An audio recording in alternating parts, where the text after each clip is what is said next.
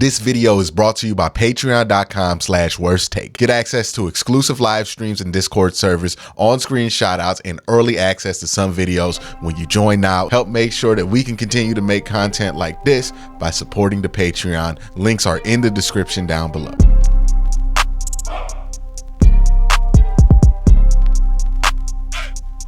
Sometimes viewers of this show want me to review takes from outside this show. And that's what I'm going to do. I got a lot of DMs, a lot of emails, a lot of comments in the last few weeks asking me to watch and give my thoughts on this video from Football Analysis called "The Cleveland Browns Are in a Very Difficult or Very Bad Situation."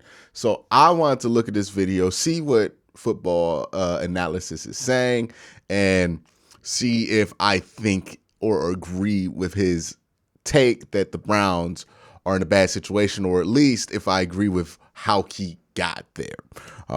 So let's jump into it. We are starting today's video by looking at the Cleveland Browns salary cap situation, and they currently have the 27th most available space with negative $20 million entering the offseason. All things considered, their cap situation isn't that bad, with the exception of one player, of course, and that is quarterback Deshaun Watson. Because Watson signed the 5-year, $230 million contract that will inevitably mess things up for the Browns, because at this point in time, Watson's cap hit for the 2024 season is set to be $63.9 million. The problem with this contract is because it's all fully guaranteed, all you can do is push money back and play for the season ahead and hope he shows enough to invest more money into his second contract with the Browns. That way the guarantees from this contract.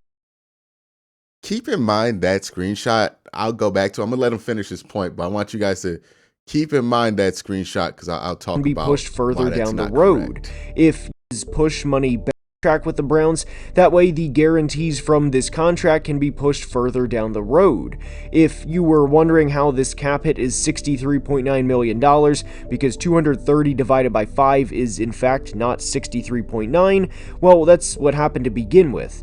The Browns lowered Watson's cap hit to $19 million in 2023, and by doing that, they pushed the money he is owed back for the next few years, and that's where we are with Watson's contract.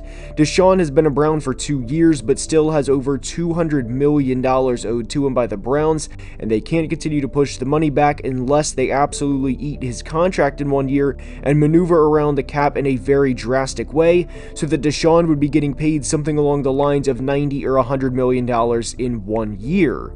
One of their options they could do this offseason, which would save them $23 million, is to trade Amari Cooper and have the team he would be traded to fully take on his contract. Otherwise, Cleveland could save $11 million by cutting him at a cost. Here. Okay, so I don't think he's being intentionally like this, so please don't think I'm saying this with malice. This is just a point of criticism.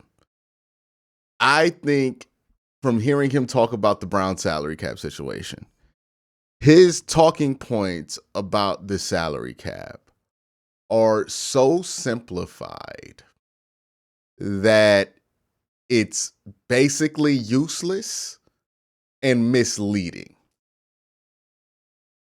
He is doing something I used to do 5 years ago, right? When I first started this channel and I wanted to get a grip on the salary cap situation, I didn't know any salary cap people to teach me how this thing works. The first thing I would do is go on Spot Track, look up guaranteed money, see who doesn't have guaranteed money left, and say that those guys can be cut. And then I would look at the cap hit and really overvalue the cap hit and say, oh, that's what the cap hit's going to be. And kind of take everything that I'm seeing at that time at face value. That is a big mistake. What presenting salary cap talk like this as concrete does is paint a bad picture of what the situation actually could be.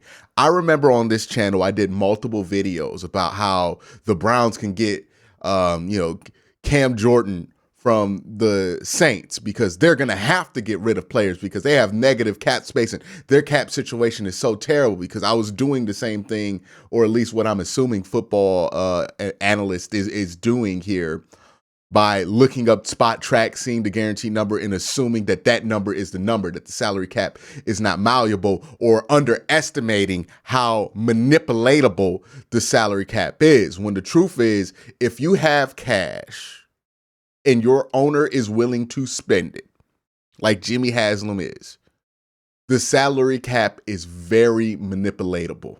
And a lot of the talking points he has, like Deshaun Watson getting up to $90 million or taking up a $90 million cap hit. That's just not how that's going to work. So instead of just saying he's wrong, right? Because I think it's easy to just say he's wrong, that's not right, and basically, imply that everybody's stupid. I don't think that this is a stupid person that made this video. I think this is somebody who is doing their best, but I don't think that the information that they're working on is super great. So instead of just tearing down this individual, let's talk about Deshaun Watson's contract and how it's more likely to play out given the current cap situation, and why it's important to talk about salary cap numbers as percentages when it comes to an individual contract, especially a quarterback, and not necessarily talk about them in raw numbers, because that becomes an issue. Now, when I talk about salary cap stuff, right, the one thing I always come down to is saying this: salary cap talk is a lot like talking about the weather. Everybody does it. And everybody who does it assumes that the weathermen don't know what they're talking about because they just look at the number. And if that number is not right, then they get mad at the weathermen. When being a weatherman is a whole study, it's meteorology, and it's like, hey, if you want an accurate picture of if it's going to rain or if it's going to be clear, you have to look at the radar. You have to look at all the other metrics and everything else. Like, it's a very complicated thing that people are distilling down to one or two numbers for weather. And that's why just looking at the weather, doing the super simplified approach, is never accurate. But if you do look at some of the more advanced things, the metrics that kind of create what the salary cap is, then you'll have a better idea of what a team's salary cap situation is, same way that you have a better idea of what the weather is actually going to be like. I hope I explained that well. And when I say underestimating how manipulatable the cap is, this is what I mean, right? So let's say we're in a worst case scenario with Deshaun Watson. We don't want him to play past 2026, right? His current contract expires in 2026. Now, if we go back to Football Analysis's video, he basically has it to where the Browns are going to be paying $66 million for Deshaun Watson over the next 3 years. And that's certainly something that the Browns could do. It's not something that the Browns will do, and it's not something that would be smart for the Browns to do, because it would make no sense given how the mechanisms in the cap actually work. But it's something that they could do, not something that they will do. What it's more likely to look like is something like this, right? So this is the cap year for the Cleveland Browns. The years highlighted in red are the void years. Now, I have two versions of this break down. I have a version of this where you want to get out of it, money and everything, by 2028, but he's off the team in 2026. And then there's one where you can spread out the cap hits in the void years for 4 more years. And there's a reason they would want to do that I would explain here. So the number one thing to remember when talking about the salary cap in long-term contracts, and the reason I think percentages is much smarter than numbers, is that the salary cap pretty consistently, outside of the COVID year, raises by 8% every season. So every season, the salary cap goes up by about 8% because of television contracts, because of revenue spikes, all of this stuff. it goes up by 8%. The NFL has a especially good year. It can go up as much as 10%, but 8% is a pretty safe bet for the salary cap to rise every year, which means that the impact that Deshaun Watson's contract has lowers every year that goes by. Think of this as a credit card with reverse interest, what the Browns are doing with void years and restructures. So he said the Browns would probably be paying like 60-something million dollars for Deshaun Watson this year. Very much unlikely. What's likely to happen is that Deshaun restructures that contract. They probably restructure it, so it's like about 42% of that hit is gone, moved down the road, and he'll probably be a cap number of 31 million this year, and they'll spread out some of that money down the line. If they do that, then Deshaun will only account for 11% of the cap, same as last year. Now, if they are in a doomsday scenario where Deshaun Watson stinks in 2025, let's say Deshaun stinks in 25, and it is clear that you no longer want him to be the long-term solution of for your team, right? Not even getting into the analysis of if Deshaun can be good, because I think that's a debate, but let's just assume that he stinks next year. He plays the whole season. He flat out stinks. The Browns want to move on, right? Okay. Then what you would do is you would eat about 72 on the cap next year, because if you think he stinks, you're probably going to be trying to get a lower draft pick, and winning that year will probably not be as important as you head into a soft reboot.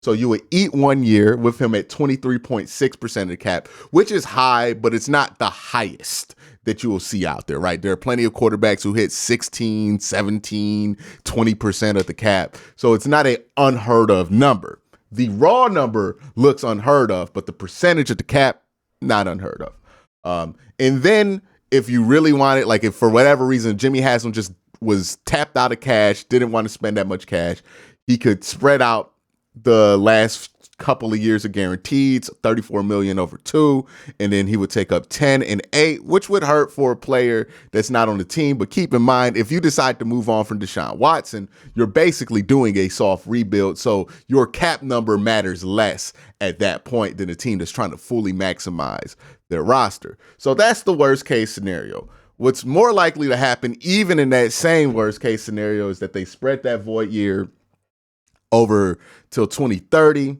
And what that does is lower the total cap percentage, right? So this is the average number of cap that he would take up. If you spread it out over the 2 void years, it would be at about 11% of the cap on average. And if you spread it out over the extra 2 void years till 2030, it'd be about 9. So the more years you string out Deshaun Watson's contract, the less percentage of the cap it's going to take out, which means the lesser penalty that you're going to get from his contract. Now, there's a reason every team doesn't do this, because in order to do this, you have to be willing to spend cash, right? Teams that are not cash rich like the Browns are a cash rich team, one of the most cash rich teams in the NFL, and have one of the most willing owners to spend cash on the team. This is not an issue, right? This is more of okay, you can do it like this, mitigate the cap hit, and spread it out like this. And keep in mind, if they do the void years over 4 years, they probably will lower this number if they really wanted to. Like, they have a bevy of options available to them. This is just one way it can go down. And that's why I have an issue with how he presented the salary cap in his video, as this is what it's going to be for the Cleveland Browns, when this is one solution for the Browns. There are like hundreds of other ways that they can go about it. You look at what Philadelphia is doing, it's very similar to what Cleveland does with their quarterback contracts. The fact is that if you're willing to spend money in the NFL, if you have an owner that's willing to spend cash, the salary cap is much more manipulatable than people assume. It's actually very manipulatable.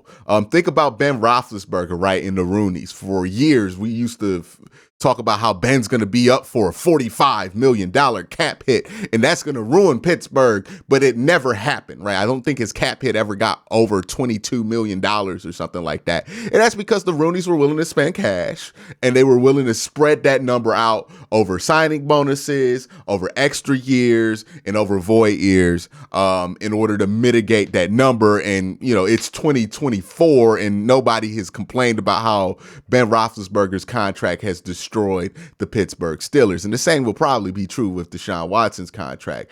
Again, contracts are easy to make a huge deal about, easy to hand wring about. But the truth is, if you have an owner that's willing to put the cash down to sign a big money quarterback, then the cap issues that you're going to run into with that quarterback aren't going to be as severe as most people assume, because what football analysis is doing is assuming that the owner wants to spend the least amount of cash possible. If that were the case, then yeah, he would do the big cap hits and the Browns would be in cap hell and all of that would go down. But you don't sign a quarterback for that much money while also like being okay with that cap penalty being so high that it ends up being a thing that holds your team back in the long run. You want to do something like this where you can mitigate the cap percentage, mitigate the cap numbers. Yes, you spend a little bit more extra cash to do it as a owner out of pocket, but salary cap wise, you'll be in much better shape. And again, remember, this is a worst case scenario. This $72 million cap hit number ideally never happens. I think if you get the best case scenario, which is Deshaun Watson plays great in 2025, plays great in 2026, and you give him a contract extension, then you will make it so that he will never have a cap hit that raises over 15% of the cap. And you'll keep him at about 10, 11 for most of his career. He would retire as a Brown at the end of that contract, and then you will walk off without him ever taking up more than 15% of the cap. That is why teams do it this way, right?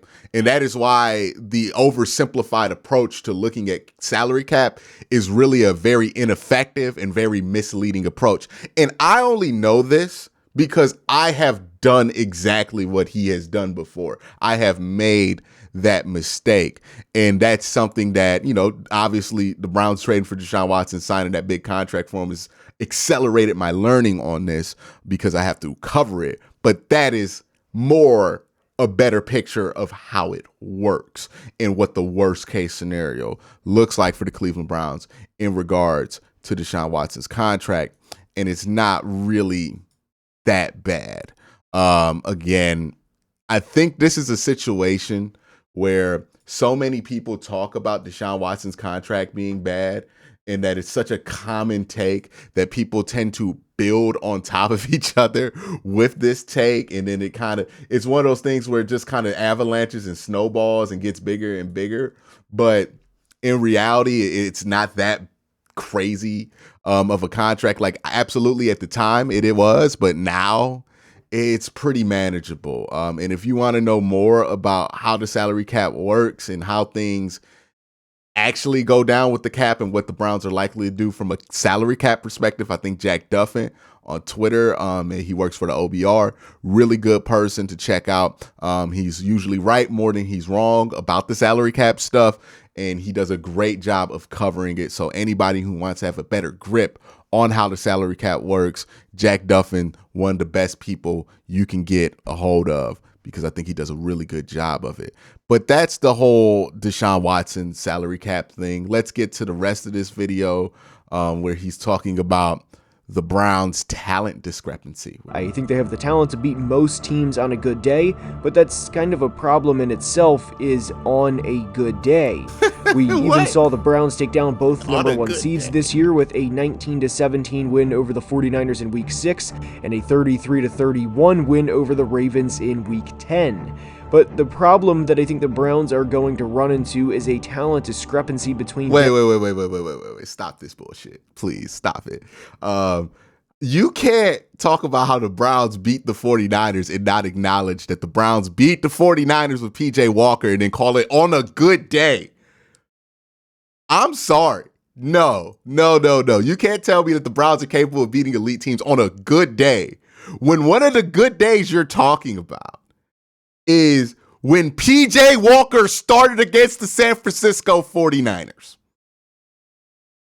That's not a good day. I don't care what went right in that game for the Cleveland Browns. PJ Walker was playing. That is ultimately not a good thing for the Cleveland Browns. Simply because he's not the starter. And he's not just the starter. He's not even a backup coming into this season.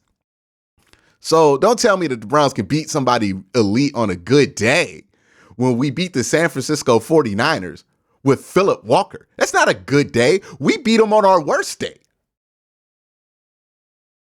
So that's just a mischaracterization of that whole thing. And then even with the Baltimore game, at that point, the Browns still had 20% or not 20%. I would believe it was 15% of their salary cap on IR, still had multiple injured players. I believe Jed Wills went down the middle of that game. Grant Delpit went down in the middle of the game. That wasn't a good day for the Browns. They made it happen. Also, Deshaun Watson started that game with a pick six. We played bad in that first half, and we were able to beat Baltimore. So how are those the Browns just had a good day that day? That's why they were able to beat those teams. Come on, man. Stop it. And that doesn't pertain to just one or two teams specifically. I have my concerns with the Browns' offensive weapons outside of David Njoku. Amari Cooper went for over 1,250 yards in 2023, and good for him, honestly. But 265 of that came in one game, and he had 6 games with 40 yards or less receiving, meaning he was far more boom or bust than he was a true consistent 1,250-yard receiver. You never know what you're going to get, and I know. Hey, man, you got to analyze this a little bit deeper, dog. Okay, yes, you saw that Amari Cooper averaged 40 yards a game, whatever it was that you did. But have you asked yourself why that might have been? Seriously, have you asked yourself why that might have been? You think playing 5 different quarterbacks had nothing to do with that? Come on. Come on, man. Please be for real. If you're going to make an argument that Amari Cooper is not consistent, please do that. But Amari Cooper is one of the most consistent wide receivers in the NFL. And for you to hand wave away a career year in receiving yards after he just came off of a career year in receiving touchdowns the year prior is silly. The thing that I want to point out is, as much as people make a big deal out of the Browns wide receiving room, look at the 2 teams that were in the AFC Conference Championship. They were the Baltimore Ravens and the Kansas City Chiefs. And you can argue the Browns have better pass catchers than those teams. Yes, the Chiefs have Travis Kelce, and yes, the Ravens have Mark Andrews, but Amari Cooper is a better wide receiver than that. And David Njoku is pretty comparable to both of those guys at this point of both of their careers. So, yeah, they don't have the greatest wide receiver room on earth. They don't have the 3 receivers that Cincinnati had before this, but they're not a bad receiving room, right? They're a pretty good receiving room. It's just they have room to get better, which who knows? They might do something in this offseason to get better. I wouldn't discount the possibility of that happening. Driscoll a start and say, if we can go 11-6 with 5 quarterbacks and Deshaun can go 5-1 as a starter, which he did in 2023, then we will be just fine. It is worth noting one of the starts Deshaun had, he only threw 5 passes and technically got the credit for a win as a starter, despite not playing most of the game. But, and this is one of my biggest concerns for the $63.9 million fella moving forward, no win Watson has had as a Brown has been strictly due to him. No win the Browns have had has been because he put the team on his back. His completion percentage is a staggering 8% less between Houston and Cleveland. His passing touchdown percentage has dipped from 5.9% to 4.1%, and his interception percentage has went up from 2.1% to 2.6%. All right, so yeah, we want to see a better body of work from Deshaun Watson. I think we can all agree on that, right? Whether you're pro Deshaun Watson, anti Deshaun Watson, I think we all want to see a better, more consistent body of work from him, right? There are going to be wavering opinions on whether his body of work has been good or not. It is something that gets hotly debated in Cleveland Browns circles. But one of the things I do find that he said was inaccurate, or I don't know. I don't know how I feel about when people say stuff like, well, none of that quarterback's games, they won because of him. Because that's such a subjective thing to say in an argument that it makes it impossible to prove or disprove.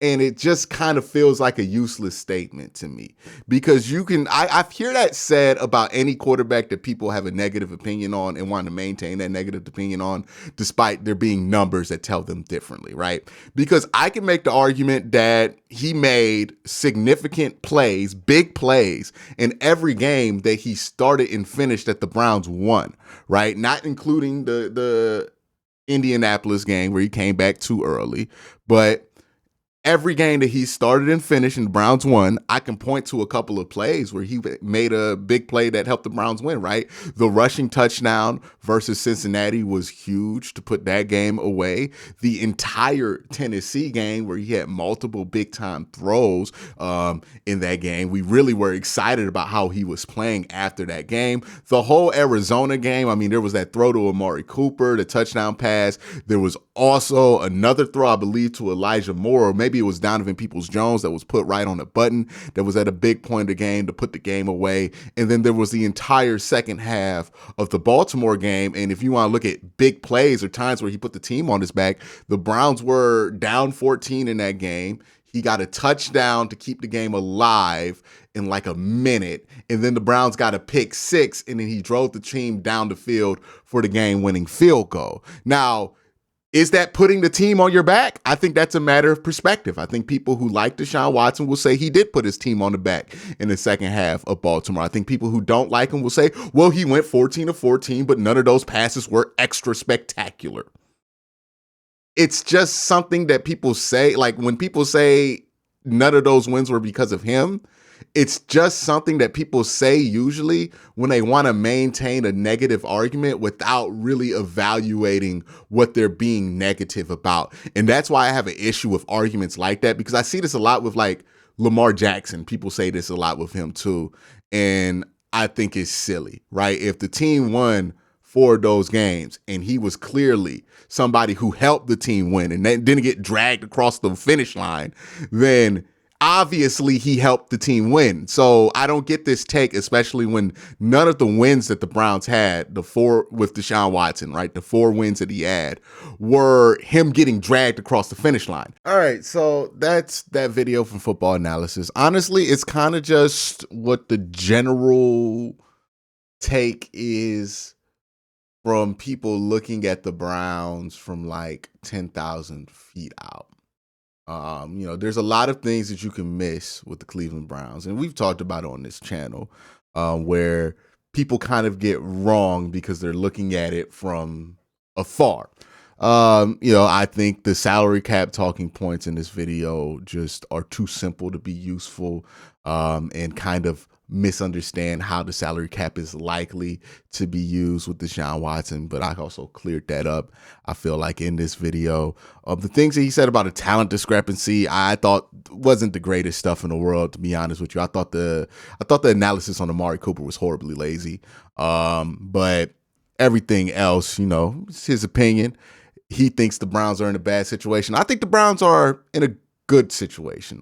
They have a quarterback coming back. We'll see what Deshaun Watson is this year.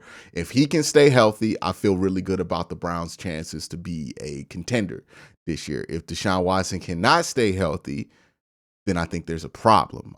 Play-wise, I think Deshaun really just needs to put consecutive games together. I think the biggest problem for Deshaun has been that he hasn't played more than 6 games in a row as a Cleveland Brown. And that's something that I think really, really shows when you see him go out there, right? And there's going to be another year where there's going to be some changes to the offense. So I expect it to be a little bit of a slow start, but the slow start's all we're ever going to see if he's not healthy enough to finish. And that's been an issue, right? We've only seen 6 games out of him, or 3 games in a row out of him. We haven't been able to see 9 games in a row of Deshaun Watson to get a real good sample of what he is and what he isn't compared to what he was in 2020. So yeah, Deshaun's a huge question mark. Not for the reasons he says in this video, or at least contract reasons, but I think it's more or less just, can he stay healthy, right? He's 28, he's getting hurt, and he doesn't have a play style that makes me feel comfortable about his ability to stay healthy. All of those things are valid concerns, and I'm not saying that there aren't valid concerns about the Cleveland Browns in 2024, but I am saying that if you're asking me personally, I feel good about the Browns going forward for at least this year and probably next year, given, it depends on how this Deshaun thing goes this year, right? If this is something where they want to move off of by 2026, then next year might be a little bit rough. But as far as this year goes, I feel like this is a good year for him as long as Deshaun can stay healthy. But that's a big question, right? But let me know your thoughts in the comment section down below. Y'all have a great day. Have a better night. Peace.